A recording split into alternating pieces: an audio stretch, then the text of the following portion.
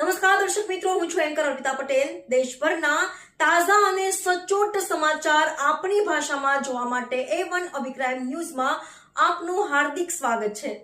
હવે જોઈએ મુખ્ય સમાચાર।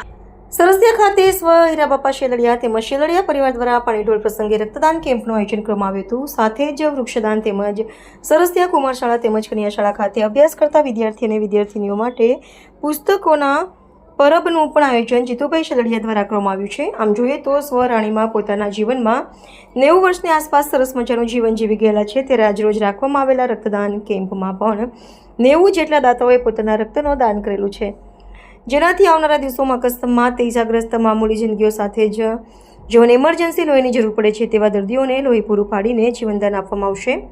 સાથે જ આમ જોઈએ તો અત્યારે હાલ ઉનાળાના દિવસો છે, પરંતુ અત્યારે જીતુભાઈ શેલડિયા દ્વારા 51 જેટલા વૃક્ષોનું દાન કરવામાં આવ્યું છે। સાથે જ એક સંકલ્પ કરવામાં આવ્યો છે કે આવનારા મહિનાઓમાં જ્યારે ચોમાસું બેસશે ત્યારે 5100 જેટલા વૃક્ષો વાવશે અને એમનું જતન પણ કરશે।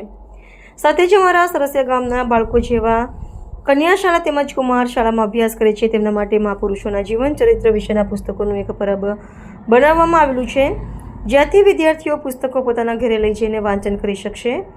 એકબીજાને જ્યારે પુસ્તકો વાંચી લીધા હોય, વાંચન કરી લીધું હોય, ત્યારબાદ તેવા પુસ્તકો બદલાયેલું પણ શકાશે તેવું સરસ મજાની આમ જોઈએ તો પુસ્તકોનું પરબ પણ તેઓએ આજે ત્રિવેણી કાર્યક્રમ આજે રાખેલો હતો। રિપોર્ટર સંજય વાળા ધારી। આજરોજ મારા દાદી સ્વર્ગસ્થ રાણીબાના દુઃખદ અવસાનના જે 13મા દિવસના ક્રિયામાં 11મા દિવસના ક્રિયામાં ઉત્તર ક્રિયા સંસ્કાર પાણીઢોળના પ્રસંગે આજ આયોજિત રક્તદાન કેમ્પ, જેમાં ખૂબ મોટી સંખ્યામાં લોકોનો ઘસારો છે, ખૂબ મોટી સંખ્યામાં રક્ત ભેગું થવાનું છે। બાનો આત્મા તો વિલીન થઈ ગયો છે, પણ બા જતા જતા ઘણા બધા જીવાત્માઓને, ઘણા બધા જીવોને, ઘણા બધા બીમાર લોકોને રક્તના માધ્યમથી નવું જીવત દાન દેતા ગયા છે। આજરોજ વૃક્ષો દાનનો પણ એક કાર્યક્રમ રાખવામાં આવ્યો છે। વૃક્ષોદાનમાં અત્યારે હાલ ઉનાળાનો સમય હોય, રોપા ઉજરવા ખૂબ મુશ્કેલ હોય, જેથી કરીને સમય સાચવવા માટે આજે 51 વૃક્ષોનું દાન કરવાનું છે। ત્યારબાદ સૌરાષ્ટ્રમાં પ્રથમ વરસાદ થયા બાદમાં 1100 વૃક્ષો સ્વર્ગસ્થ મારા રાણીબાના નામના મારે ઉછેરવાના છે અને વવડાવવાના છે।